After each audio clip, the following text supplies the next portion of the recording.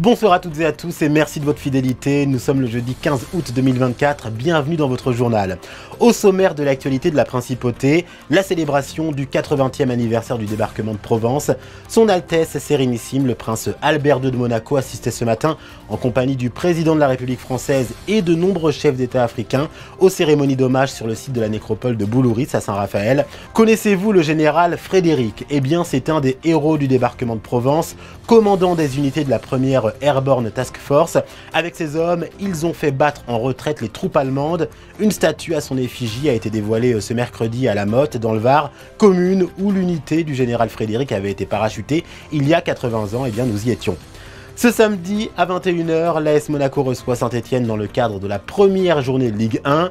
Une affiche qui promet de faire des étincelles. Notre journaliste Gaëtan Lebrun a assisté à la conférence de presse.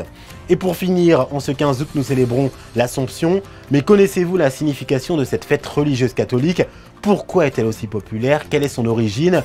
Pourquoi est-ce un jour férié? Autant de questions qui trouveront leur réponse avec notre invité du jour, l'abbé Christian Venard, délégué épiscopal à la communication du diocèse de Monaco. Le 15 août 1944, quelques 100 000 soldats, essentiellement américains, canadiens et britanniques, ont débarqué sur les plages du Var, ouvrant la voie à plus de 250 000 soldats français, composés essentiellement de troupes venues des colonies françaises en Afrique. Et après la Normandie au mois de juin, la Provence commémore à son tour les 80 ans du débarquement. Des commémorations perturbées aujourd'hui par la pluie. Certaines ont dû être annulées, mais la cérémonie internationale prévue à la nécropole de Boulouris a bien eu lieu ce matin, en présence du président français Emmanuel Macron, de plusieurs dirigeants africains et de son Altesse Sérénissime, le prince Albert II. Un hommage appuyé a été rendu aux forces mobilisées lors de cette opération du 15 août de Provence, notamment à Robert Frédéric, commandant américain des troupes parachutées dans la nuit du 14 au 15 août 1944. Une statue à son effigie a été dévoilée à La Motte, premier village libéré entre Fréjus et Draguignan. On retrouve sur place dans le Var Émilie Rousseau avec Thomas Deus. Oui, les commémorations du 80e anniversaire du débarquement se multiplient dans la région depuis le début de la semaine. Celle à laquelle nous avons assisté a eu lieu à quelques kilomètres de Draguignan et elle a rendu hommage à un homme, le général Frédéric. C'est un village à flanc de colline qui a vu le 14 août 1944 le parachutage des troupes alliées aéroportées pour le débarquement dans le sud de la France. La Motte est alors le premier village libéré de Provence, marquant ainsi le succès de l'opération que l'on avait baptisée l'opération Dragoon. 80 ans plus tard, la commune du Var a commémoré cet anniversaire en présence de nombreuses personnalités, dont le ministre d'État Pierre Dartout. Le Var s'est beaucoup investi pour cette commémoration et ça nous fait chaud au cœur parce que sur La Motte en particulier, où nous sommes le premier village libéré de Provence, tous les ans c'est une véritable fête avec beaucoup de vétérans américains et anglais qui viennent nous rejoindre. Donc là, c'est vraiment toujours une émotion renouvelée. Le débarquement en Provence avait été confié au général Frédéric, qui était aux commandes de la First Airborne Task Force. Son unité était surnommée la Brigade du Diable par les Allemands. C'est cet homme, âgé de 37 ans à l'époque, que La Motte a voulu mettre à l'honneur en dévoilant une statue à son effigie au mémorial du mi-temps, la même où en 1944 il avait installé son poste de commandement. Son petit-fils, Brad X, n'aurait manqué cet hommage pour rien au monde. It amazes me that 80 years later, the French have not forgotten. I believe my grandfather and all the men who fought with him would be amazed that they are still remembered and appreciated. And as an American and as a grandson, it is so heartwarming. It makes me want to hug the French. Cette statue, dont la réalisation a été financée en partie par la Principauté, salue donc l'engagement du général Frédéric, mais aussi de l'ensemble des soldats qui se sont battus pour la France. Herbert Traube est l'un d'entre eux. Le vétéran, aujourd'hui centenaire, a suivi cette cérémonie avec beaucoup d'émotion. Malgré la distance des 80 ans, dans ma tête, tout ça, ça existe. Et je me revois à l'époque, quand notre unité a fini à débarquer au Dramont, mais bien après les premières unités. Ce sont mes souvenirs qui remontent quand j'assiste à ce genre cérémonie. Des souvenirs que Monaco commémorera le 3 septembre prochain pour le 80e anniversaire de sa libération. La contribution décisive de l'armée américaine sera notamment mise en valeur lors de divers hommages. Vous l'avez vu dans ce reportage, Pierre Dartout était présent lors de cette cérémonie à la Motte, l'un de ses derniers déplacements peut-être en tant que ministre d'État, puisque Didier Guillaume lui succédera à ce poste le 2 septembre prochain. Pierre Dartout réagit sur cette commémoration et l'importance du devoir de mémoire au micro de notre équipe sur place. C'est un moment très émouvant et la principauté a bien fait de participer à l'érection de ce monument. Le prince y tenait tout particulièrement. Ça rend hommage à ceux qui ont libéré la France et Monaco par la même occasion au cours de ce mois de juin, juillet, août 1944. Et c'est donc un très beau moment. Et on reste à la Motte dans le Var pour rejoindre notre envoyée spéciale Émilie Rousseau. Émilie, vous êtes avec deux invités pour évoquer cette commémoration des 80 ans du débarquement en Provence, ainsi que celles qui vont suivre le 3 septembre prochain à Monaco. Oui, avec Stéphane Lamotte et Michael Bloch. Stéphane, il était important que Monaco s'associe à ces commémorations car le général Fredericks a tout un lien avec la principauté et sa libération le 3 septembre 1944. Tout à fait, c'est ici que tout a commencé, puisque dans la nuit du 14 au 15 août 1944, les troupes aéroportées du général Frédéric, la First Airborne Task Force, ont été en fait aéroportées ici, entre la Motte et le Muy. Et c'est le début d'une opération qui va permettre la libération de la Riviera, de la Côte d'Azur. D'abord Cannes et Antibes le 24 août, Nice le 28, et puis pour nous Monaco le 3 septembre. Et les troupes du général Frédéric qui vont ensuite rejoindre la frontière italienne vont permettre à la résistance locale, au FFI, de libérer la région. Ils vont favoriser la libération. Et toute cette histoire, Michael Bloch, sera relatée dans une exposition présentée dans le hall du ministère d'État dès le 3 septembre. Exactement, oui, le 3 septembre en fin de journée, donc à l'issue de la journée de commémoration nationale organisée en principauté selon le souhait du souverain, sera inaugurée l'exposition Monaco libéré qui traitera de la période du 15 août 1944 du débarquement de Provence, donc jusqu'au 28 décembre 1944, avec la dissolution du comité de libération de Monaco. Et elle abordera donc le rôle naturellement de l'armée américaine, mais aussi le rôle des FFI, FTP, de la résistance locale qui est sortie de l'ombre le 3 septembre, le rôle de la France avec l'arrivée des troupes régulières mi-septembre qui ont joué un rôle très important dans les semaines qui ont suivi, et les grands acquis sociaux de la période et bien d'autres thématiques.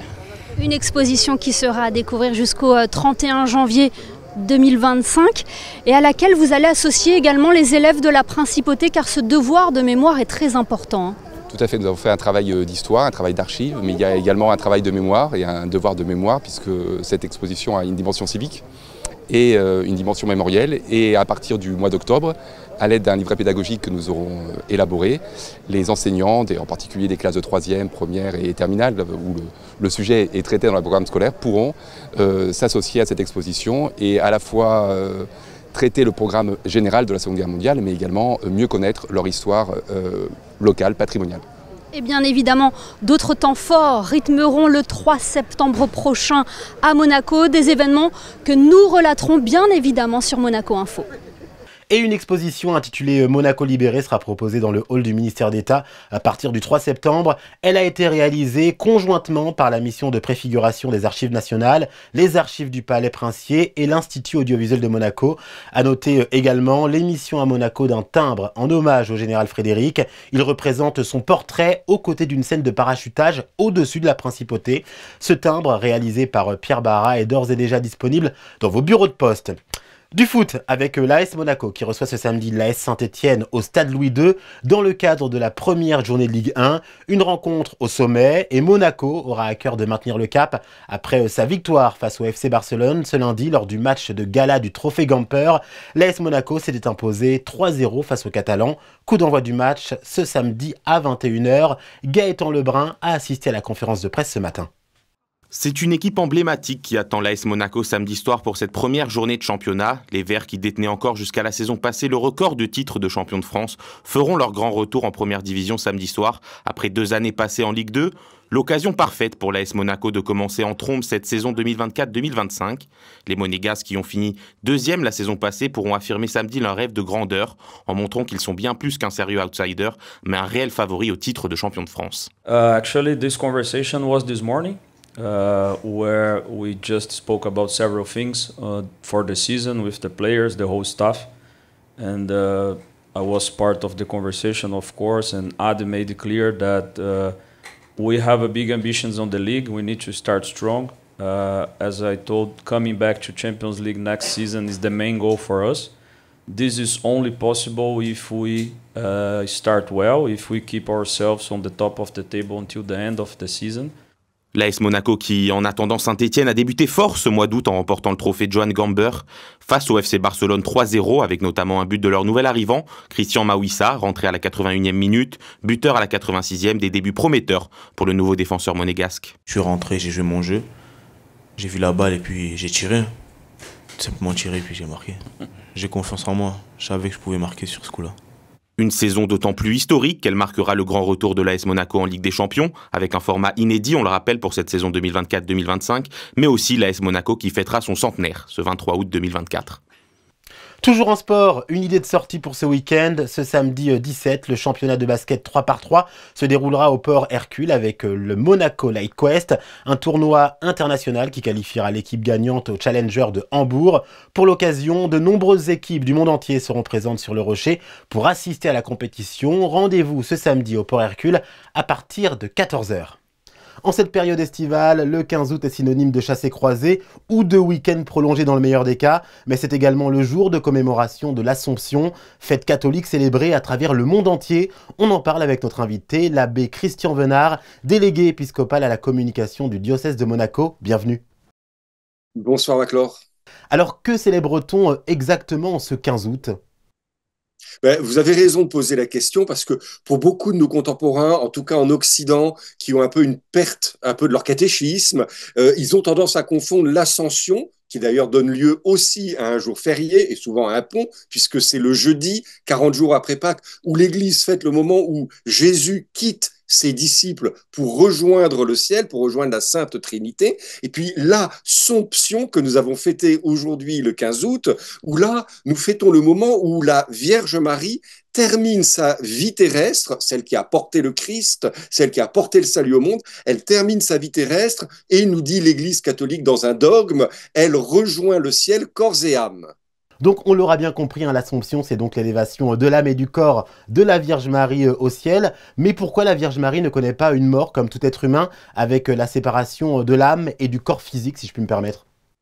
Vous avez bien raison de poser la question, Maclor, parce que d'abord c'est une question, je vais vous dire, dans l'Église qui continue à faire débat. Est-ce que la Sainte Vierge a vraiment connu la mort comme nous?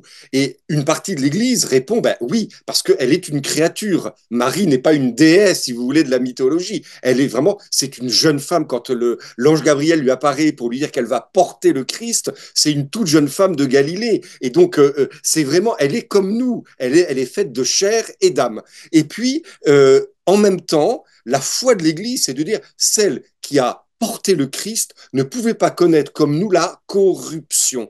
Alors l'Église se prononce pas. Elle dit qu'il y a eu une étape, sans doute très rapide pour la Sainte Vierge, où elle est passée de cette vie terrestre à la vie, j'allais dire, surnaturelle, mais avec son corps. Nous, notre corps, il reste dans un tombeau, il est éventuellement incinéré, et puis notre âme rejoint Dieu, et puis un jour, notre foi, c'est qu'avec la résurrection, notre corps et notre âme seront réunis. La Sainte Vierge ne connaît pas cette séparation, ou si elle la connaît, c'est une fraction de seconde, et elle rejoint directement la gloire des bienheureux. Et pourquoi cette célébration est-elle si importante pour les catholiques ? Alors, je dirais, il y a d'abord, vous savez, elle remonte au 5e siècle. La célébration, c'est-à-dire bien avant que l'Église catholique en fasse un dogme, en 1950, avec le pape Pie XII, à la Toussaint de 1950, eh bien, avant, déjà, toute l'Église aimait célébrer. Parce qu'il y a une affection particulière dans le peuple de Dieu pour la Vierge Marie. Pourquoi ? Parce qu'elle est comme nous. C'est une créature et elle nous montre le chemin. Et ça, d'ailleurs, c'est toute une partie du sens de cette fête, de ce jour que nous venons de fêter, c'est que c'est une fête d'espérance. Marie rejoint le ciel et elle nous ouvre la route. Elle est la mère de l'Église, elle est la mère de tous les croyants et en intégrant comme ça la Sainte Trinité, en intégrant déjà le ciel, elle nous dit, voilà, le chemin est là et je vous y attends. Et pourquoi ce jour est-il férié? Car avant d'être un jour non travaillé, le 15 août a d'abord été une fête nationale. Alors, vous savez, c'est très amusant parce que, en faisant quelques recherches pour notre entretien, je me suis souvenu que quand les papes au 5e siècle ont créé la fête pour célébrer Marie dans son Absomption, ou comme disent nos frères orthodoxes dans sa Dormition, très joli terme d'ailleurs, eh ben, ils ont choisi une date. On n'en connaissait pas la date à laquelle la Sainte Vierge était morte, à laquelle elle avait connu ce moment-là. Alors, ils ont choisi une date, comme ils l'ont souvent fait à cette époque-là, en prenant une fête qui existait déjà dans l'Empire romain, qui était les fériés Augusti, c'est-à-dire le moment où dans tout l'Empire romain, on fêtait toutes les grandes victoires de l'empereur Auguste.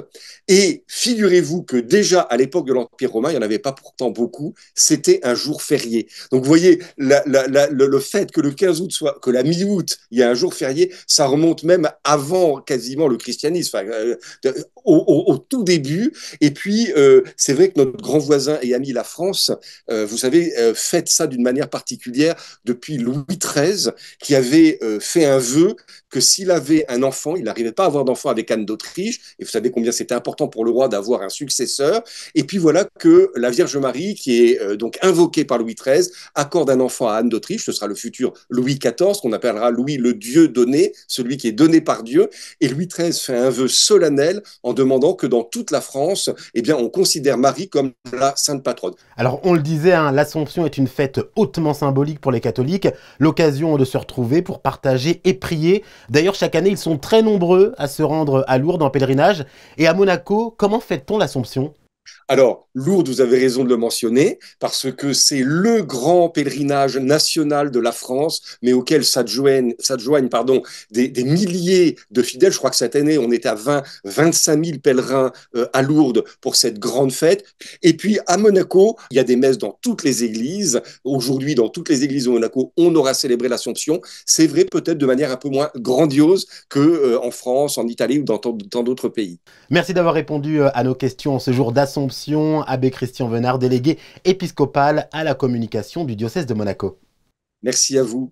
Et puis, cette bonne nouvelle écologique, l'héliport s'est doté d'un système permettant de récupérer les eaux usées issues du lavage afin de les réutiliser pour les véhicules suivants. C'est une première en principauté et une aubaine à l'heure où les épisodes de sécheresse tendent à se multiplier. Reportage signé Fabien Bonilla et Serge Prémont.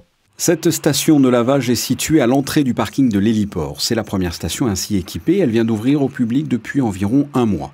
Le système de recyclage des eaux de lavage des véhicules permet un fonctionnement quasiment en boucle fermée. L'eau utilisée peut être réutilisée de façon infinie. Ce sont des stations de lavage qu'on est en train de rénover au niveau du service des parkings publics et du gouvernement. On a commencé par le parking de l'héliport. Effectivement, on a pour objectif de recycler 90% des eaux de la station de lavage. Avec un système qui est totalement biologique, sans apport extérieur, que ce soit d'enzymes ou chimiques, et ce qui nous permet de maîtriser aussi la consommation d'eau potable. Ce système présente de nombreux avantages. Stopper le gaspillage d'eau potable, contrairement aux stations de lavage classiques. Il permet aussi une exploitation tout au long de l'année, même pendant les situations de sécheresse. Et enfin, c'est un recyclage biologique. Ça fonctionne en circuit fermé. Vous avez en premier lieu, dans la baie de la station de lavage, 2 pompes qui reviennent dans le bac derrière moi. Ce bac, c'est un bac de décantation. Par la suite, le trop-plein se vide dans l'autre bac. Et ensuite, ça passe dans des filtres très fins, dans une lampe UV. Et l'eau est prête à repartir dans la station de lavage. Le coût, 1 € les 40 secondes. Le premier achat est de 25 € correspondant à 20 € de crédit lavage et 5 € pour l'obtention d'une clé de fonctionnement. Dans un futur proche, les stations de lavage du parking Württemberg, du parking de la Colle et celui des Salines proposeront également ce système avec recyclage des eaux. Le nouveau musée national de Monaco présente jusqu'au mois de septembre son exposition sur l'artiste Paolo Pasolini, écrivain et polémiste. Il a acquis ses lettres de noblesse dans le cinéma. C'est d'ailleurs sûrement un des réalisateurs que la peinture a le plus inspiré. Si vous cherchez une idée de sortie pendant les vacances, c'est l'idéal. Coup d'œil sur 2 des œuvres exposées avec Alban Gingembre et Lionel Bernardi. Génie, c'est le mot qui revient pour définir Pasolini et ils sont nombreux à admirer son travail. Je suis assez marqué par son souci de donner la parole aux autres, son souci que l'art ne soit pas au-dessus mais vienne vraiment de tout le monde et pour tout le monde et en même temps avec une grande exigence et une acuité absolument géniale. C'est un monument, donc je ne peux pas m'attaquer à un génie pareil, du coup je voulais m'en inspirer, mais j'avais pas la prétention j'allais pas refaire l'évangile selon saint Matthieu. Le cinéaste italien aux multiples casquettes a inspiré ces deux artistes à plusieurs niveaux. J'ai travaillé sur l'évangile selon saint Matthieu et je voulais travailler sur le personnage de la Vierge dans ce film qui est une villageoise toute simple, qui est enceinte, donc du coup c'est Vierge Marie, et qui est vraiment en fait magnifiée par le regard de Pasolini. Du coup j'ai repris toutes les constructions d'images, en fait, tous les cadrages dans lesquels elle apparaît, dans l'ordre dans lequel ils apparaissent. Je suis allée tourner dans les Pouilles, pas loin de là où a été tourné le film. J'ai voulu faire expérimenter une situation qui est la situation de rumination et de pensée qu'on peut avoir à la lecture des textes de Pasolini. Donc un jeune promeneur se promène dans un Rome d'aujourd'hui avec les mots de Pasolini et dérive comme ça. Et vous pourrez dériver dans cette exposition jusqu'au 29 septembre. Une autre idée sortie après le musée national, direction le musée d'anthropologie préhistorique de Monaco, qui vous propose une visite guidée de sa nouvelle exposition temporaire consacrée à la grotte de Lascaux, Lascaux à Monaco, une visite passionnante. Autre univers et expérience possible, la visite du laboratoire de recherche de Suzanne Simone, préhistorienne et lexicographe monégasque. Elle fut la conservatrice du musée de 1975 à 2003. La possibilité de mieux connaître ses recherches, le tout à un tarif promotionnel de 5 €, alors profitez-en. Tout de suite, un point sur la météo. Bonsoir Alban, qu'est-ce que le ciel nous réserve pour demain ?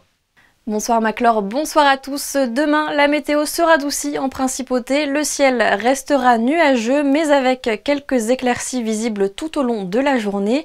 Les températures fluctueront de 25 degrés le matin à 30 degrés l'après-midi. Et en ce vendredi 16 août, nous fêterons les Armelles. Et bonne fête d'avance aux Armelles. On arrive au terme de ce journal de la rédaction. Ravi de vous avoir accompagné durant cette semaine. Demain, à la présentation, vous retrouverez Christophe Paco. On se quitte avec les clichés réalisés par Manuel Vitali lors de la cérémonie de commémoration du 80e anniversaire du débarquement de Provence qui se déroulait ce matin sur le site de la nécropole de Boulouris à Saint-Raphaël. Un devoir de mémoire essentiel. Tout de suite, vos programmes continuent sur Monaco Info, bien sûr.